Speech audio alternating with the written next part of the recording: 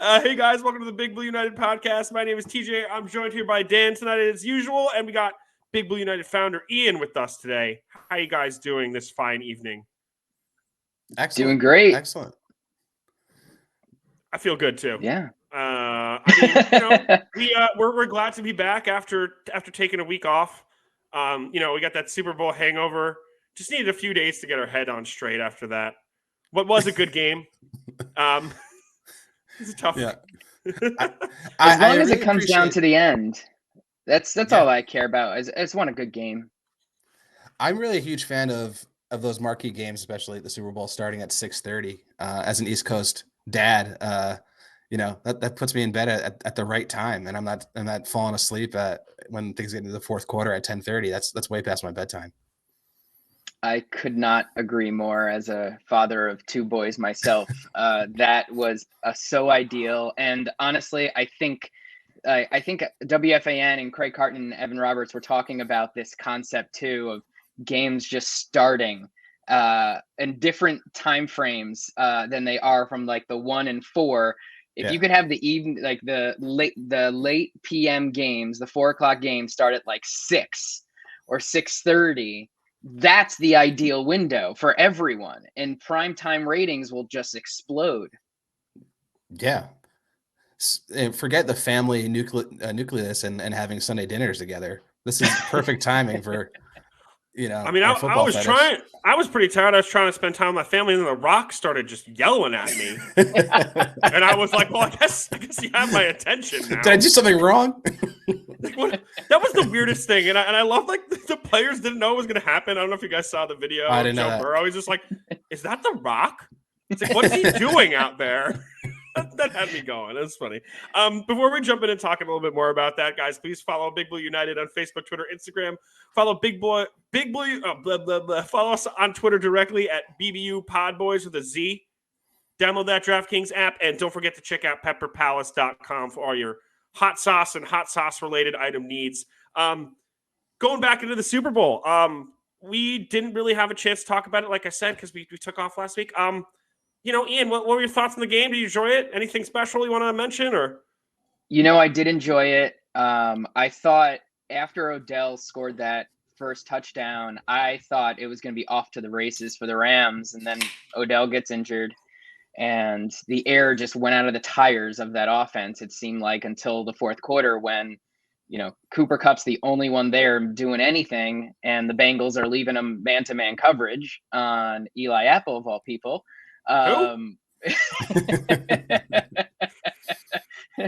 We don't know him well at all. But I have to say, just watching Aaron Donald play is just so enjoyable. He is just an absolute monster. And when I saw McVay call his shot and that on that fourth down on NFL Films recording, I just was like, this is someone special, and this is the type of player you want to make it a point to go see live at least once in your life, because he is just something unbelievable.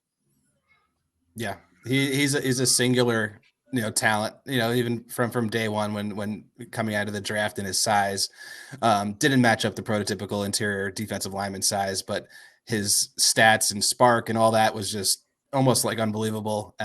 And to see it translate on the field all these years, and to see what he does every day, and the way he gets after the quarterback from interior side of the line is no one's ever seen it before. And I'd be shocked if we ever see it again.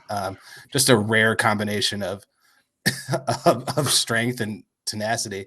I think someone was talking about his body fat, and he's like, what is he? He's like 300 pounds, but like less than 10% body fat. It's just a miracle of a human being.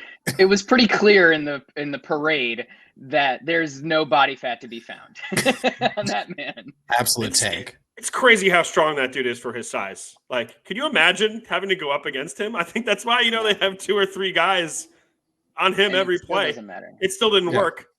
I mean, man, he closed out that game. That was rough for the Bengals. And when I saw Burrow's face coming off the field, I was like, I felt for him. He looked upset. But you know what? At the same token, I think, a lot of people were rooting for the Bengals, and I was kind of too. I guess I didn't really have like much of a vested interest really in who won, but I was just really happy to see Stafford get a ring and Odell too, and Aaron Donald to an extent as well. But I just thought Stafford really deserved it after, 12 years in Detroit, just languishing away.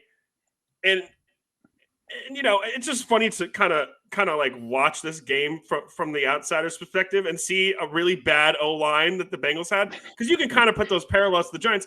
And Joe Burrow, give him all the credit in the world. He made it happen as much as he could. But at the end of the day, we saw how much of a team sport football is. And when you're playing on the big stage, when you're playing these maybe worse teams, you can kind of skate through and scheme your way out of it. But when you have a guy like Aaron Donald on the other side, you are toast. And we saw it happen in real time.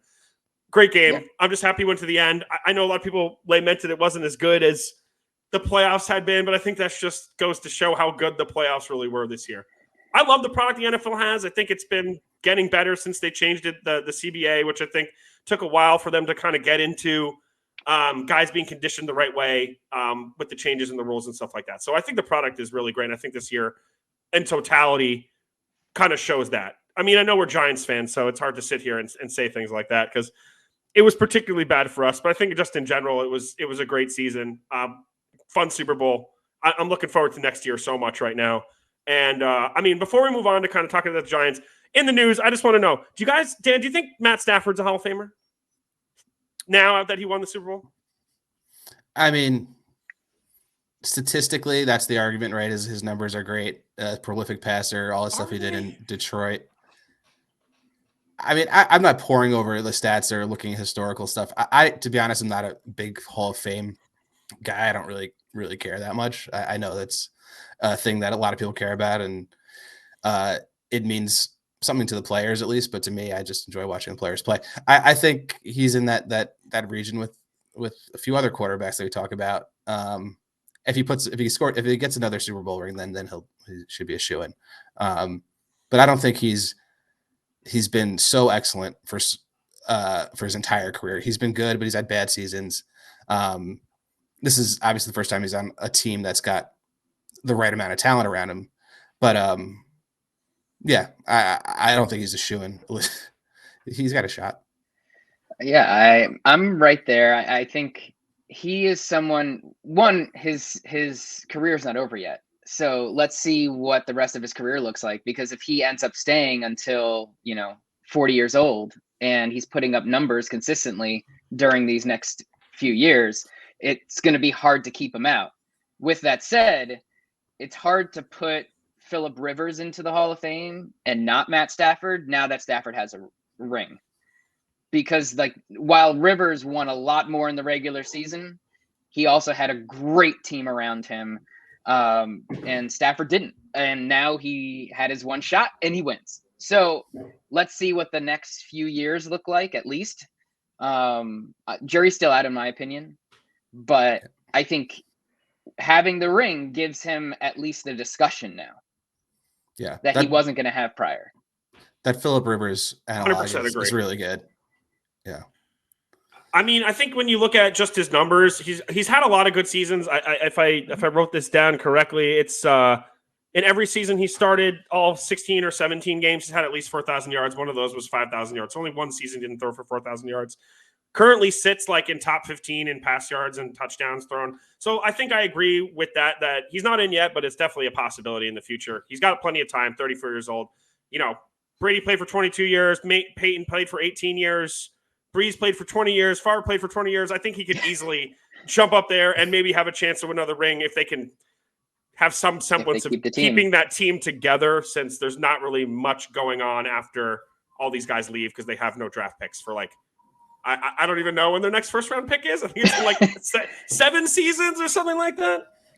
Yep. It's going to be rough. And if they get Woods back healthy, and if Odell resigns, there's a really good shot he doesn't play until the end of the year, if that.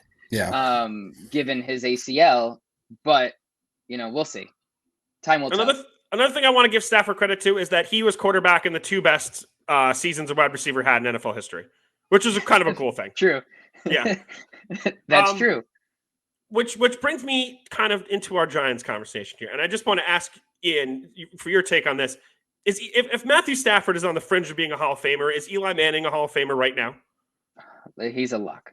And I'm biased. I am biased. I'm obviously I'm biased. You can see Eli's right there. I am very biased. But again, if you're looking at the regular season, you look at Eli Manning's career, he's not a Hall of Famer because he was never an MVP candidate. He might have been actually a candidate in 2008, I think, when Plaxico shot himself. That was his shot to be a real MVP candidate there in that Pun season. intended. But but outside of that, he wasn't an All-Pro because again, he's going against Brady, Breeze, his brother, Rodgers. I mean, these are top 10 all-time greats that he was going up against, and that's it's no fault of his own, but he wasn't at that level. But with all that said, he won 2, Super Bowl MVP for 2. Everyone else that has those 2 stats in their back pocket are either in the Hall of Fame or surefire first ballot Hall of Famers. So when you have that record in the playoffs, when everything matters more, and now we see just how hard it is, not just to win, just to get to the playoffs every year. Like, people are now talking about Roethlisberger. He's been to the playoffs every year of his career. Tomlin has never been under 500 in his career. Like, these are things that are insanely difficult, and Tomlin's only won 1. Yeah. Eli's won 2. Yeah. And he's so, like, I think, and he beat the best to ever do it in the process twice. So I just think it's going to be hard to keep him out. I know there's going to be people that don't want him in because his regular season just doesn't compare to the others during his era, but his playoff record is better than Rodgers. It's better than Breeze. So I just don't know how you keep him out. He may not be first ballot, but he's getting in. I 100% agree with everything you just said. And I think this is good timing for Eli too. And the reason for that is I think with just the way the NFL is going, adding games, making it more pass happy, I think you're going to see, mid-tier quarterbacks with perennial 5,000-yard seasons, and that the regular season stats are going to be so inflated with so many guys that it really all comes down to the playoffs. And like you said, Eli we watched every game he was in, presumably, right? There were times when you watched him play during the regular season, he was just bad. He was bad. And then there were times in the playoffs, and he was so clutch and amazing. And I think if you really need to quantify these Hall of Famers at quarterback by Super Bowl rings and Super Bowl MVP awards. Mm-hmm. So I think Eli's slotting in the perfect time. Like you said, I don't think first ballot necessarily, but he's going to get in, and he should get in. Anybody who's won 2 Super Bowl rings as a quarterback should be in the Hall of Fame, in my opinion. And while there is also you're looking at all the QBs now, everyone's missing games. Like, it's just wild how many games QBs are missing year in, year out. And you look at Eli, and it's still unbelievable the fact that he never missed a game because of injury. And I think while it's not a stat that someone's going to be wowed about, it's not touchdowns, it's not yardage, but it's something that voters, I think, take very seriously, and the Hall of Fame takes very seriously because he was always there.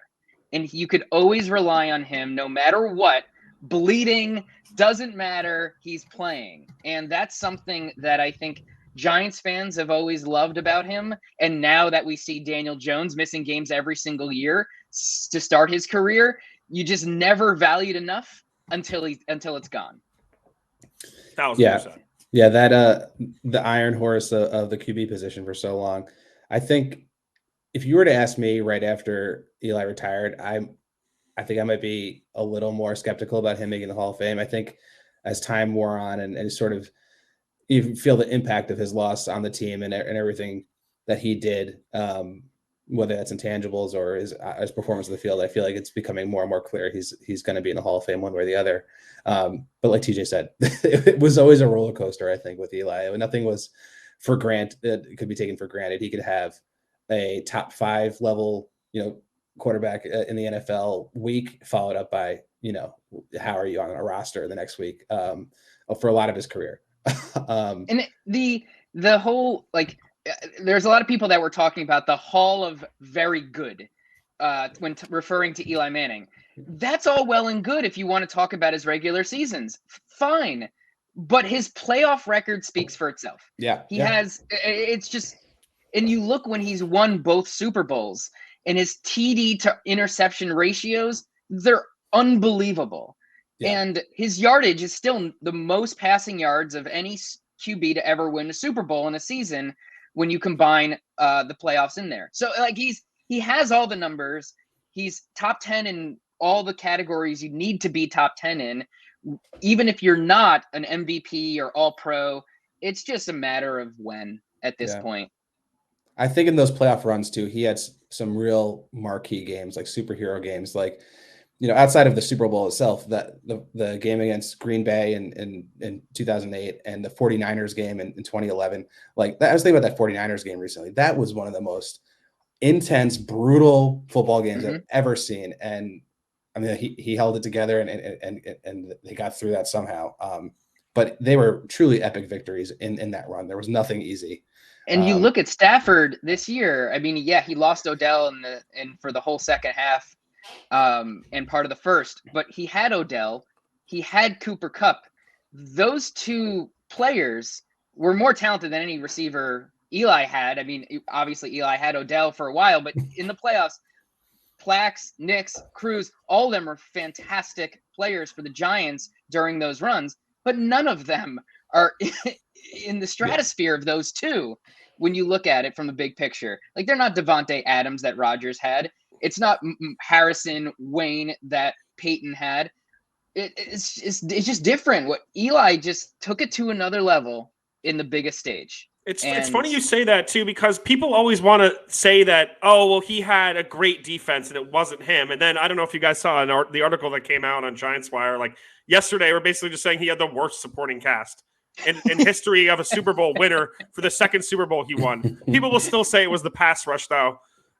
Strahan was retired, but I guess he was still playing on the team in the good pass rush. They talk about like the lack of points in Super Bowls, but at the end of the day, you have to score more points than the other team. So he's doing that, and yes, the pass rush is a big deal. Brady wasn't winning the Super Bowl with the Bucs unless JPP, Barrett, and that Bucs defense was obliterating Mahomes and that terrible O-line that got injured in the AFC Championship game. So, it works both ways. Yeah. You could, if you want to use that against Eli, you got to use it for everyone else. People just like to hate on Eli, I feel totally. Like. I don't know why. I don't know. He does have a dumb looking face, so I guess I can understand it. And now that he's not playing anymore, like the real Eli character is coming to fruition, which is just wonderful to see. I mean, I know people love that Monday Night Football broadcast. I personally just makes me cringe the whole time I watch it. But hey, people love it, and I do love Eli's personality. I think it comes out more now, and I agree with that. But yeah, that particular thing is what most people point to. For me, it hurts inside a little bit. But you can always go back and watch SNL. Yes, you can. Not bad. Cool. So let's just move on. Obviously we have some light Giants news this week. We were talking about the Wink Martindale hiring last week. He finally got hired this week. Other than that, a lot of assistant coaches getting filled out and stuff. Ian, we have gotten your take on Twitter, about all the coaching changes, the regime changes. Just give us a quick, summation of kind of how you feel the Giants are doing this offseason so far. Are you happy with the coordinators and head coach and all that, It's a summation, TJ. Summation? What'd I say? Yeah. Summarization? No, you said something else. Whatever. Summary. You know what I meant. I'm just making up words now. Yeah, I'm a lawyer, so I got to. Hey, listen, I outed me. I guess I'm like the host of this podcast, so I can say whatever words I want. I'm just trying to push you to be better. Just gonna roll with it. I appreciate that. I do try to get better, even though I haven't been really getting better at all. But that's okay. I want to hear the summarization. Ian, tell us that summarization, buddy. I will say I like the Dable hiring. it's no different than how I felt about Judge. I liked the Judge hiring when it happened, but I feel so much more comfortable about it because it's the Schoen Dable combo they're on the same page. They come from the same organization. So there's just camaraderie there that I'm much more comfortable with than when he who must not be named was GM of the Giants. The Kafka hire is an interesting one because while he wasn't calling plays in KC, he was with Mahomes. And I think that's a very important factor. And Mahomes speaks very highly of him. So I want to see just what can be done with Daniel Jones. Like if there is saving him, and I don't know if there is, because he does have talent. I don't know if the consistency will be there. I still not even sure he's going to be the QB next year. I think they're saying all the right things because I think they need to, but jury's still out if they make a move this offseason. Those picks are there, and I'm curious of what they're going to do with them. But the hire that excites me the most is Wink. I love what he brought to the table with Baltimore. I feel like as a Giant fan, when the Giants' defenses haven't been great, I've always been jealous of the Ravens' defense because it's always been great. Whether it was with Rex, with Wink, there was just something there. They are always blitz heavy. They're attacking the quarterback. And there's these pass rushers that come out of nowhere, undrafted, day 3, late round picks that shine. And I hope he can unleash Roche, Aziz, and potential other players that we're likely going to bring on this offseason and in the draft. That's just something I'm excited about. I'm excited for everything that's to come with the offseason because there's going to be a lot of change. And I have no idea who's going to be kept, who's going to be gone. We have some idea, but I'm very excited about the direction the franchise is going in with these hires. It makes me feel comfortable with Wink's experience where Dable, Kafka are first-year coaches or in coordinator and head coaching roles to have a veteran to the table that's been doing it for a while, and a long while with success. So that makes me quite excited. Yeah. I mean, so much of what's going on, I'm excited about. And it's funny, like the past few years, I just never wore my various Giants hats, my baseball hats, like quite literally. Not because I didn't want people to know I'm a Giants fan or support the team. I just didn't want to talk about them like more than I have to. So if someone saw I was wearing the hat, I didn't want to have a conversation about it if I didn't have to. But now I feel myself going to my hat rack and pulling off my Giants hat and wearing it about, or I might even wear it for the podcast from time to time. I feel like it's a signal of good things. TJ and I wear our Giants hats recently, which was a big moment. Wait, hang on. I got the shirt on.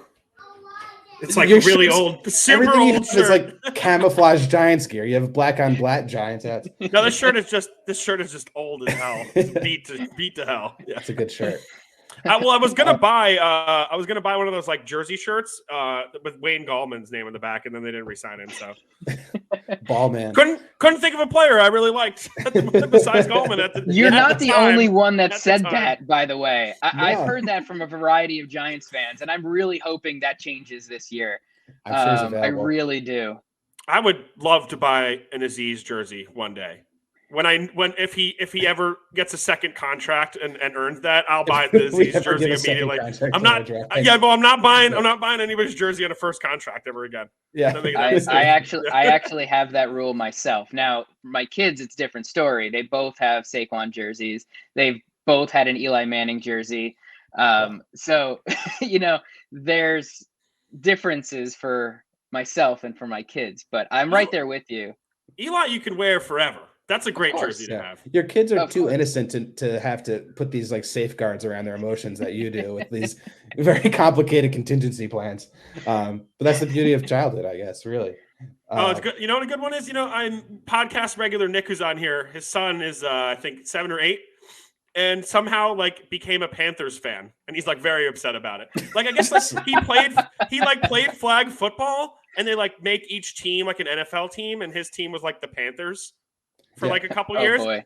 Now he's all about the Panthers. I was The like, man, Panthers color scheme like really targets It hurts. 7-8-year-old kids. Like It's light very blue true. and black and I mean, And just, McCaffrey's exciting too. If you attach the player to the team name, it's an exciting thing for kids when you care about fantasy, you care about excitement.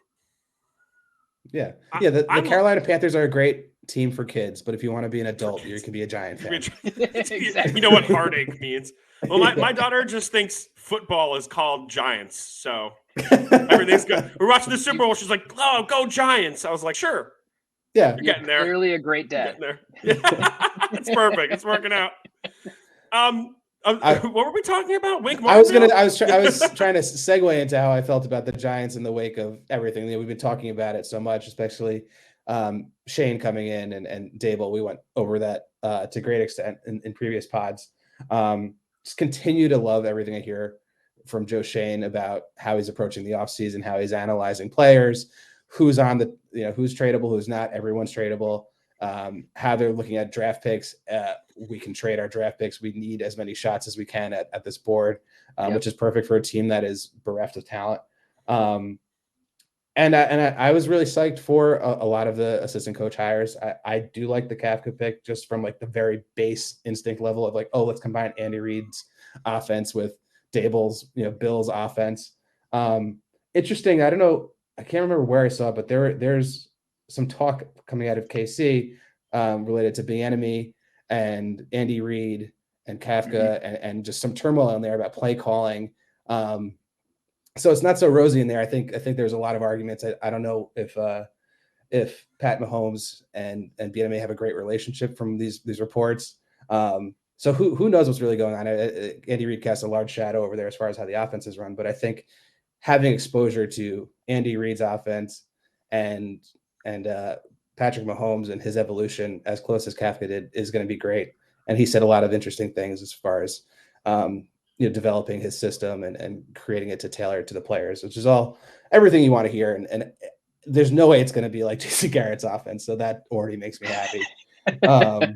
You mean like they might try and score points?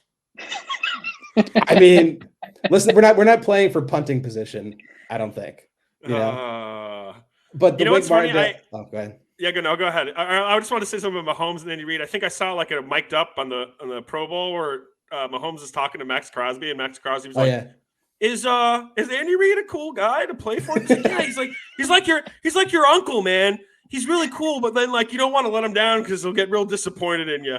Yeah. And then like they're like talking. Oh yeah, Vrabel will be a good coach, and then like no mention of Gruden whatsoever. Yeah, of course not. Of course not. Just moving on. Shocking. We've talked a lot about this. Yeah, go ahead, Dan. Finish up. I think we both are excited for Wink Martindale for the obvious reasons, and these, the concept of dictating the state of play like via the defense rather than, reacting and bending and not breaking. Whether or not the defense is top 10 or not, it's going to be a fun defense to watch, and it's going to have those moments where you can stand up out of your chair and just yell because something wild is going to happen way more often than it has. Hopefully that's sacks, interceptions, big time plays. So just really excited. I think there's an interesting level of talent on the defense to see that evolve rather quickly. Not to say that I don't like Patrick Graham's defense, but it's going to be a different style. I'd like to see how those players adjust. So I think much different. Yeah. Pumped. I think the bend don't break thing isn't going to happen. I think Wink, he was just like, he likes to attack. So it's going to be a different style of play. And this is a great segue into like kind of moving on to talking about a little bit about the offseason.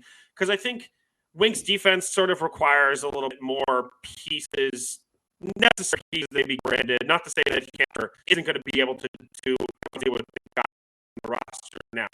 Is it someone who needs edge rushers?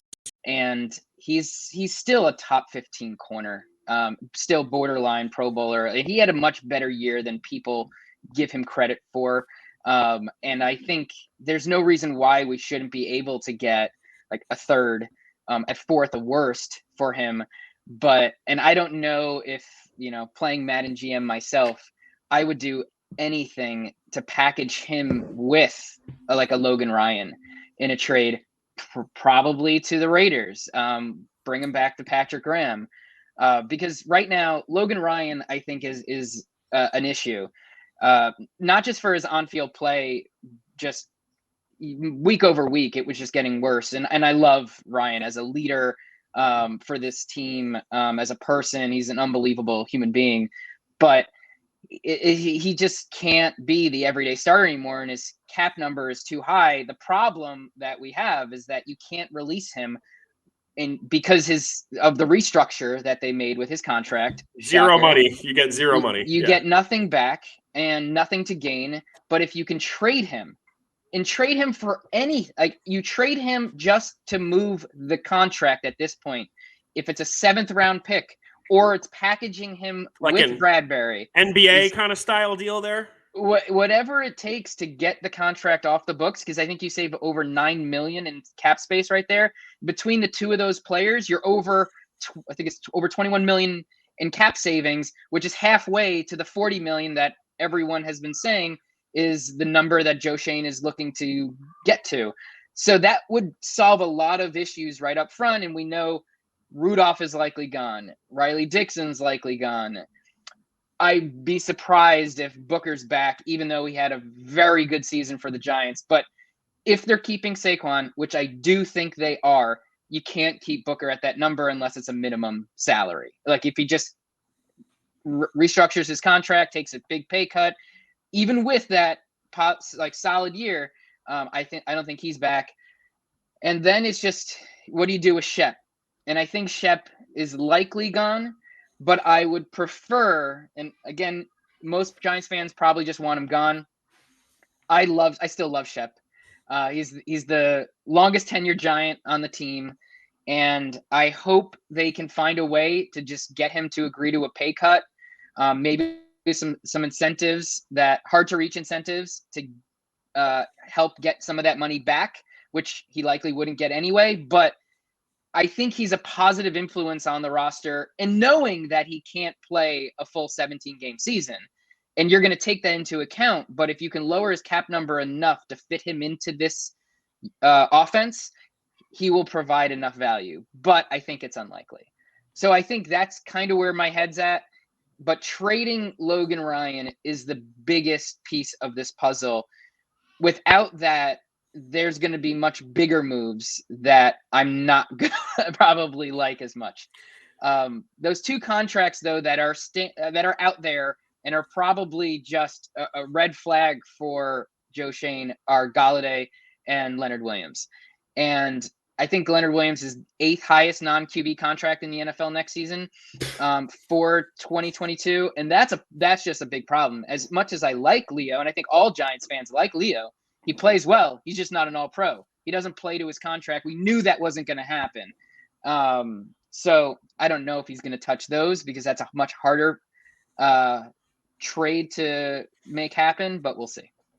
But Dan, before you go, let me just circle back with you, Ann. You said you think Saquon will be back, but if you were GM of the Giants, would you bring Saquon back? I would. I think right now, just to remove Saquon from the ledger to save the $7 million doesn't benefit the franchise moving forward. You're just doing that for the sake of a cap number. While if you get Saquon back, now again, most of these injuries that you see with running backs or other positions, they need a full year of recovery. Saquon is about to have that full year of recovery. And we could see he showed glimpses with a shitty offensive line. He just didn't have enough, and the offensive line just clearly was that bad not to allow for him to succeed at the end of the year. So I think it benefits the Giants for the growth of the team to keep him on the roster. Whether they're going to be good next year or not we'll see. But if they want this team to show signs, he's the best chance for them to do it. With a healthy Saquon, and again, you're not touching his contract. It's only 1 year. Reevaluate after this year. If he comes back, has a huge year, you probably don't re-sign him, but you may get a 3rd round comp pick back for him, where this year you're not getting that, I don't think, coming off those injuries, not having two good years. So yeah, that's my take on Saquon. I bet Dan has an opposite opinion. I don't have a totally opposite opinion. Ian makes great points. I think I would shop Saquon and see if I could get something reasonable in return. I don't think anyone's going to give you a third round pick straight up for him, but if you could, obviously I'd do something like that. I didn't take a fourth round pick, but there's a huge part of me that's excited to see what he could do in a functioning offense. He is or was an absolutely electric running back that could sort of do everything. And he hasn't been there in a while. There's a flash or two this year in that Saints game and a couple random plays outside of that. I'm not a huge fan of Saquon as far as like obviously what he's sort of done, what a pick's done to the team. So there's no love lost there for me. I think one of the things I want to talk about that Ian brought up was the Logan Thomas. Logan Thomas is someone else. He's a Washington Commanders, old Washington Commanders player, if I remember correctly. The old Mando tight end. The old Commanders, yeah. So that whole conundrum and spot is tricky and is a big question mark for this year. But the thing about this year is I have confidence that Ian's not the only one thinking about it. I know there are people in this front office that are thinking about ways to get him off the roster or package him in a smart way to get some return off of it. Like that Raiders thing makes sense, not only for Patrick Graham, because he's got that Patriot heritage too, there with what's his name? McDaniels. McDaniels. There's two McDaniels head coaches now. Yes. Jeez, I just realized that. Anyway, all I have to say is just that notion that I feel like we're in good hands and more complicated issues like that are going to be addressed rather than just not addressing it because of hubris and pride, for signing a bad contract in previous years to try to prove a point. That being said, everyone knows we're 10 million over the salary cap right now, and somehow we got to come up with $50 million to get under. So again, anyone and everything's all able to be traded, able to be released, cut.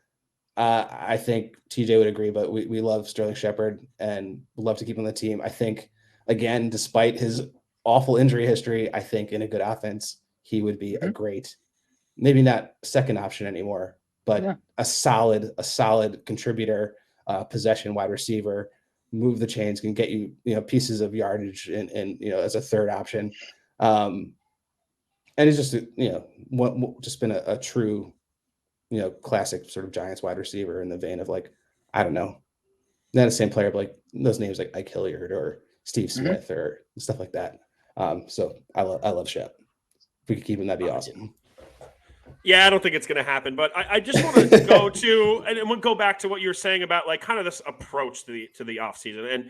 And Shane had a great quote the other day. He said, the reason that they're there is to fix these problems, and that jobs with Hall of Fame quarterbacks, great head coach, great salary cap position are not open jobs in the NFL. Yeah. So just coming into your job, understanding that you're in the hole and that there are hard decisions that have to be made, and to be willing to make those hard decisions, I think is a great place to start. And not just coming in and being like, we're happy with the guys on the roster. We're happy with the talent we have, it just blowing smoke up, our proverbial rears every offseason in the past few years.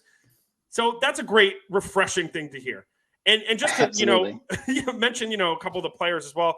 Obviously, I love Shepard. I think especially he was great security blanket for Jones when he was playing too. They had a great connection, especially on third down. And he was moving the chains for them when he was playing. That being said, he's played 2 full seasons in his entire career.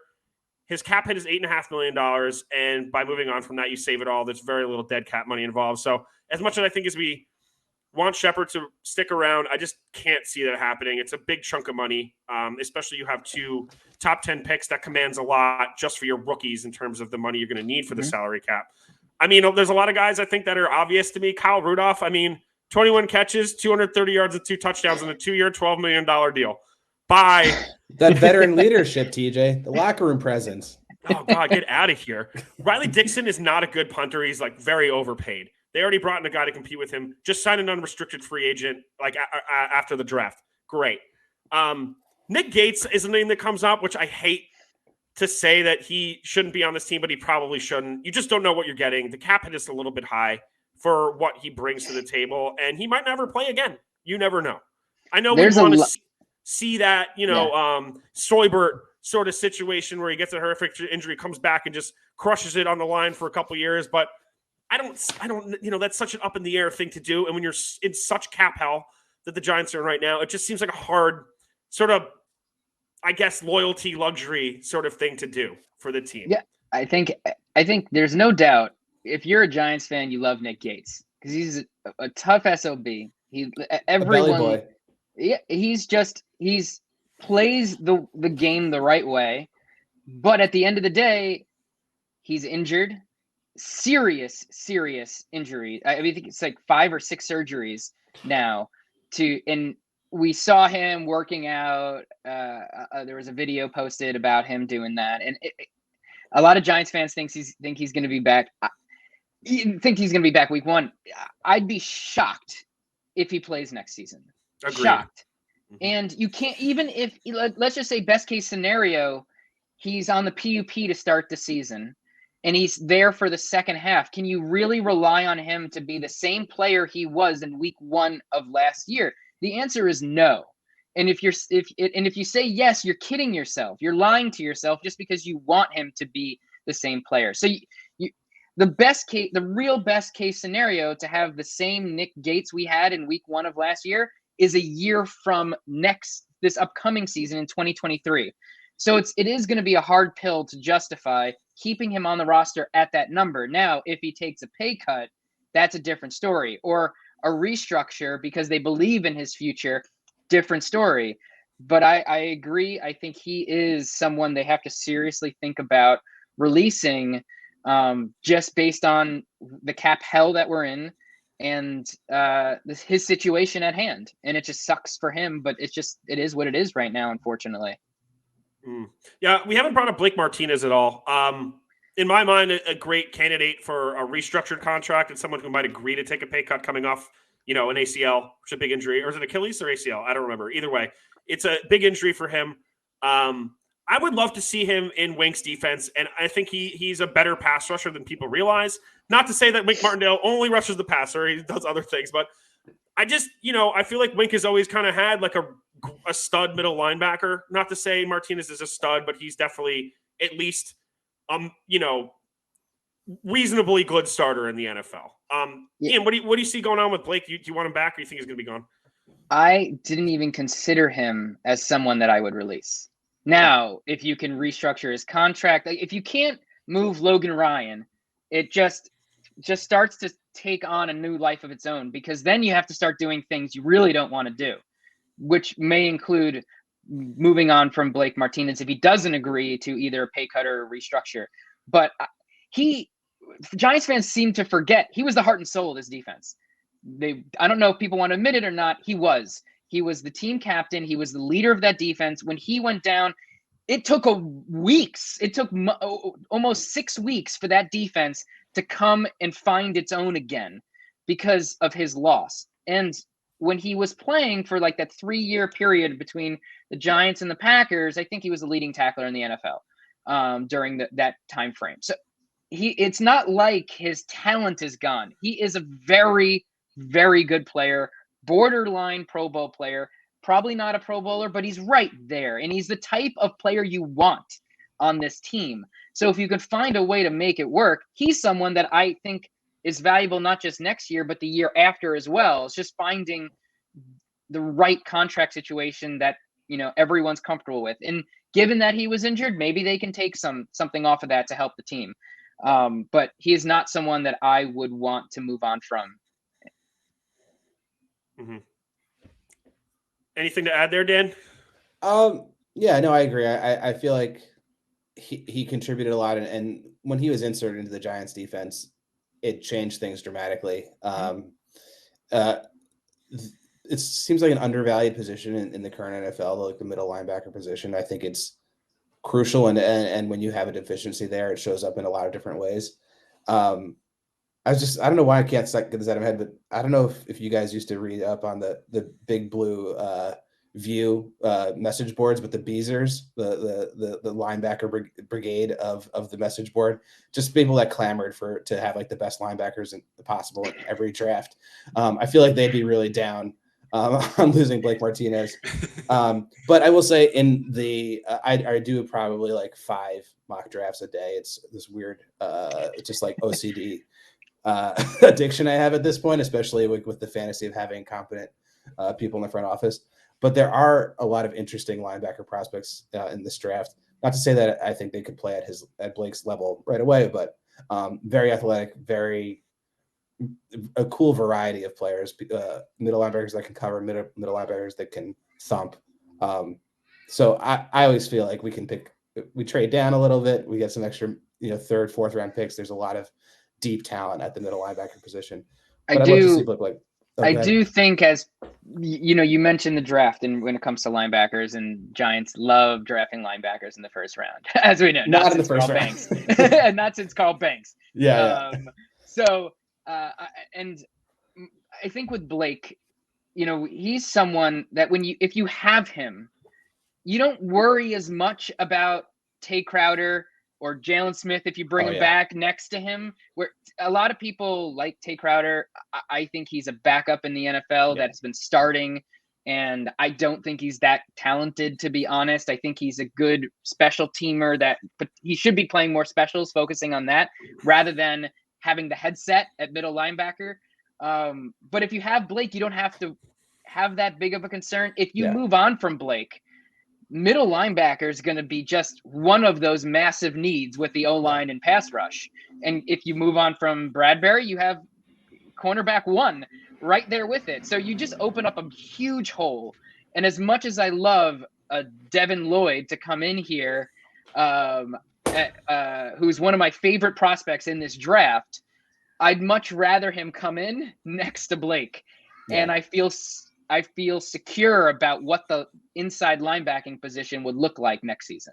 Yeah, I guess I'm not really worried about how we perform next season. I feel like it's going to take a while to be a truly competitive team. So like getting young guys a lot of time on the field to develop promising guys with skills, I guess, is my number one priority. But yeah, I totally agree. If you get those guys like Bradbury and Blake, if they're not on the field anymore, it's going to be, a pretty steep learning curve, regardless of how talented the rookies may be. You might hit a home run with one, but most likely it's going to take a little while to get up to speed. It's going to be rough. Hey, the Bengals had 4 wins and they went to the Super Bowl, Dan. They also have an elite quarterback. Let me jump in here, and guys. Elite wide receivers. Oh yeah, all that. Yeah, great skill position group. The Giants supposedly had that last year, but we didn't really get to see much of it. All right, give me one second, guys. Hoops fans, the latest offer from DraftKings Sportsbook, an official sports betting partner of the NBA, is too good to pass up. I'm talking between the legs 360 windmill good. New customers can bet just $1 on any team and get $150 in free bets if they win. It's that simple. If Sportsbook isn't available in your state yet, you can still take your shot at a big payday.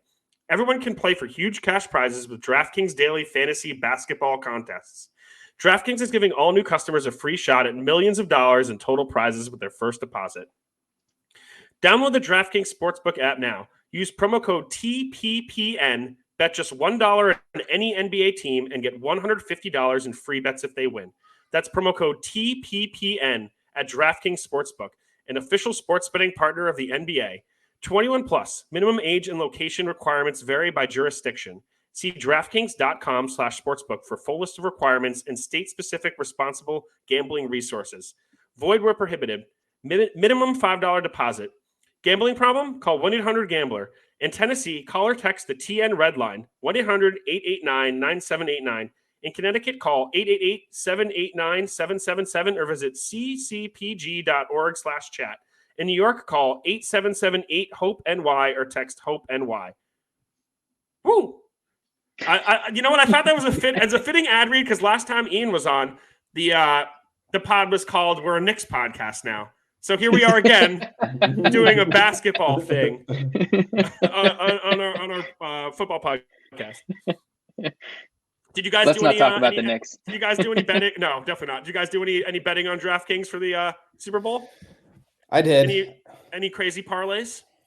All parlays. Of course. Live the parlay life. I came short because who came oh my gosh. I hit on my T Higgins touchdown and then came short on yardage for Van Jefferson. I thought when Odell went down, Van Jefferson was totally going to get the 40 yards I needed from him, and he didn't. He got like 25. I felt so smart for the entire game though, and then I realized it wasn't coming to fruition towards That the T. end. Higgins touchdown should have never happened too. So that was a good one. I saw a good parlay that one of my friends did, but the T. Higgins touchdown. I think he did like 6 things, and the only thing he didn't hit was OBJ had 2 touchdowns, and he would have won like a ridiculous amount of money. Well, Wow. He should have had two. He would have had because two. He probably would touchdowns. have. He probably Probably. would have. Yeah. Before we head out, guys, I want to ask you. We've talked a lot about guys who are going to cut. Is there anybody who's an unrestricted free agent on this team that you would like to see back? Lorenzo Carter. Go ahead. Yeah. Probably the only one. I don't need Jabril. I don't need Evan Ingram. I mean, what does the deal look like for you if Lorenzo Carter comes back though? I don't know, minimum, whatever. Veteran minimum. What's the? Yeah, I mean, I don't think he's going to demand much. I forgot what I was reading. Another tweet that I wish I could cite, but someone was shouting out the rankings of the free agents available. Ian he posted Ian the other day. It, yeah. That Jabril or Evan Ingram was 73. Evan Ingram was 73, and then Jabril Peppers, Nate Solder, and Lorenzo Carter were somewhere in from 125 to 200. Jabril Peppers and Nate Solder were way too close to each other, in my opinion. Nate Solder was like 150. Jabril Peppers like in the 120s. I was like, well, that seems like a little bit. Nate Solder should be like, what's the last number? Exactly. I don't know. I think Lorenzo Carter had a couple games there in I can't tell you what game, but in the last 7 or 8 games of the season where he flashed again and he put a few games in a row together where he was making an impact. I always believed in his talent. I don't know if you get him veteran minimum. I think he'd be an interesting player to have in the rotation. Just measurables seem like he should be able to get after it, and he's so athletic. So I still think he's got some juice left, and he might be able to turn things around. So I mean, I've heard this a lot from Giants fans with Lorenzo Carter. I think the last 5 games he proved himself that he deserves a shot, but we're kidding ourselves if we think he's taking veteran minimums or anything like that. Like he's not giving the Giants a discount to come back when this is his first shot to get real money. Certainly not when Joe Judge isn't the coach anymore. So I think that ship is honestly sailed, and I don't think we're going to be able to afford him. He's going to probably get a 1 year with some solid guarantees or 2 years with some solid guarantees, and we're just not going to be able to pay that. I think the same with Austin Johnson, who is someone who I think is even more deserving of another contract, because he actually played one of the most solid overall seasons from week 1 to the end of the year of any Giants player. But again, I don't think we're going to be able to afford what he's going to be asking for because he took another minimum deal to re-sign last year. Yeah. So there are a few people that I would keep, and these are just minor secondary players like Keon Crossan, great special teamer. I like him as depth. Again, that would have to be a minimum contract. Casey Kreider, handles the snaps.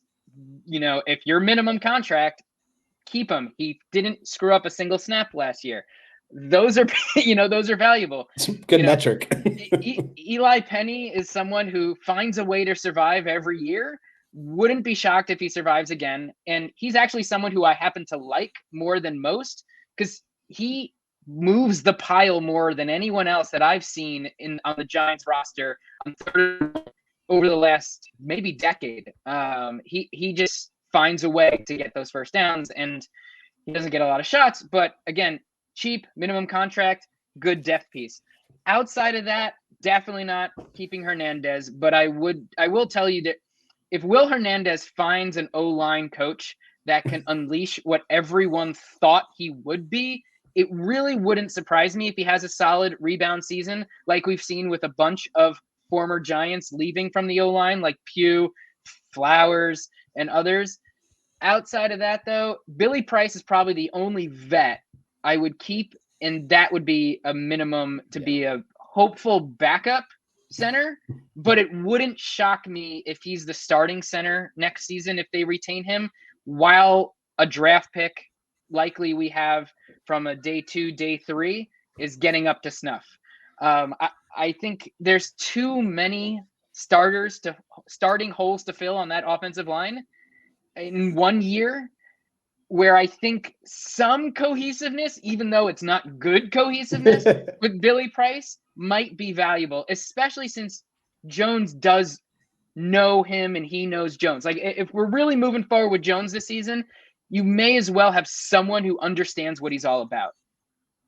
Yeah. You do give up a draft pick for him too. I mean, at the end of the day. Ian, so. I got to ask, you've touched this maybe twice, but what's the option if we're not going with the Jones? Do you have anything in mind? I do, and I've said it from beginning of last year.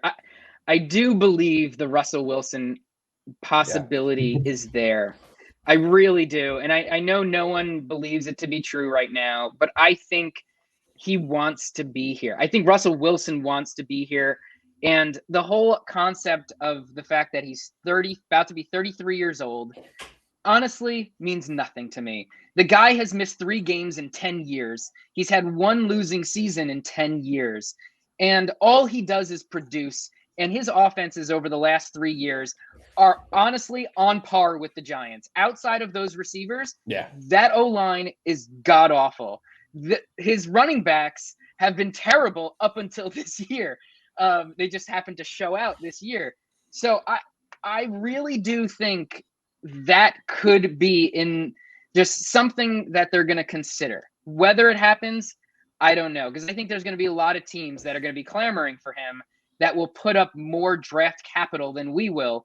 But if the compensation is a 1 this year, a 1 next year, and Jones as an example, or like a day 2, 3rd, which we have 2 of, that's something I have to strongly consider, because I really don't think Russell Wilson is in his, the downside of his career. I think he's still right there in his prime for a good 4+ years. Like, I really believe that he's one of those players that plays in this current NFL to have success until he's 40 and maybe beyond that. Like, I see no reason why he wouldn't.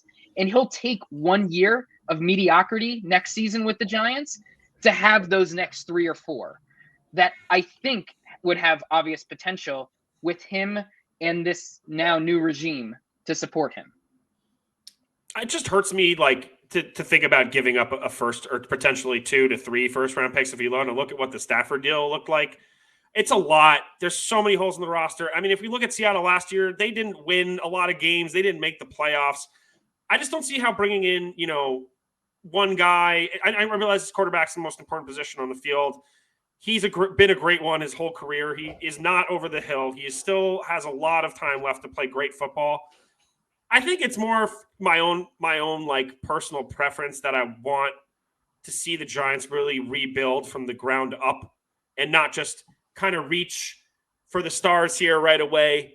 I would love if Russell Wilson was on this team. I just don't think in terms of what you're going to give up for him that it's going to be worth it for you in the long run.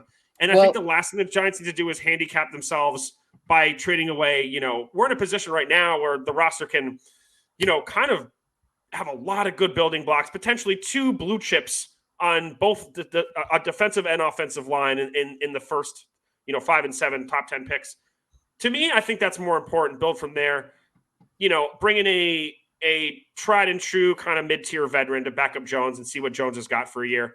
And then if it doesn't work out, then we, if the roster looks like halfway to the 49ers and we just need someone to upgrade the Jimmy Garoppolo, Daniel Jones position, hey, I think that's a great place to be after this season's over. It's a great place, but it's still, we're in the right direction, but it really means nothing unless we have the quarterback.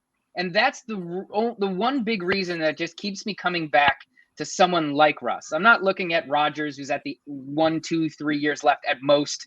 Like, we need someone who has the 4 or 5 years left minimum. And I'm removing Watson because it's just not going to happen. But the alternative right now, we've seen what the last 2 years look like. The Giants can't be worse than the last 2 years. I don't think it's possible. So let's just, for argument's sake, say we're going to be a 7-win team. Just throwing that out there. I'd imagine, again, we don't know what the roster is going to look like, but I imagine we're going to fall somewhere outside of the top 10 of the draft next year.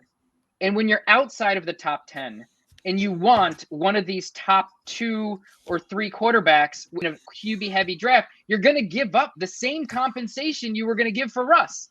And Russ is proven. Like, you know what you're getting with Russ, where you don't with a rookie, but just with potential. Now, I'm okay going either way, but I think when you know what you have, that's my personal preference, where if we're not giving up both first-round picks this year, that's the big thing for me. If you're giving the first next year, the first this year, and Jones as an example, if they believe in Jones as part of their future, that to me makes a lot of sense, because you put Russ and you get a right tackle and you have the building blocks with Russ right there.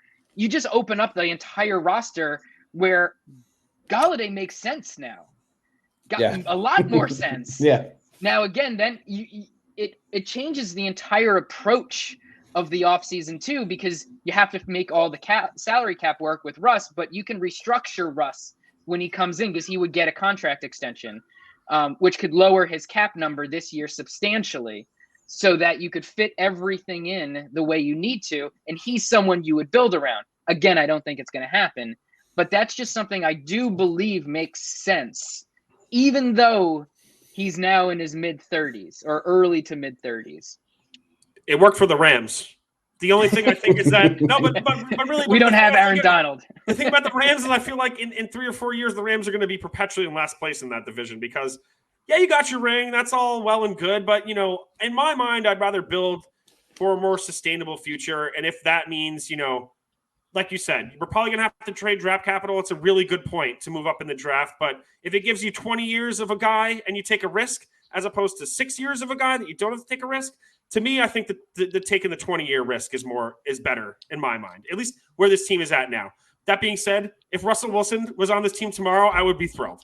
And if you weren't thrilled, you'd be dumb, in my opinion. He has the personality for New York. I mean, he's just there. There are certain people that could thrive in New York, and for Daniel Jones, that's his best quality. Like, he knows how to maneuver the New York media. Like, it's unbelievable how well he does with his audience. He gives nothing, he says nothing, and he handles it. It just goes right off his back. All the negativity that surrounds him, as if it's nothing, and that's very difficult to do. If he could only show that on the field and play with consistency, and I'm not going to put it all on the low line, because at the end of the day, Joe Burrow was sacked more than any QB to ever make a Super Bowl, and then sacked how many times in the Super Bowl?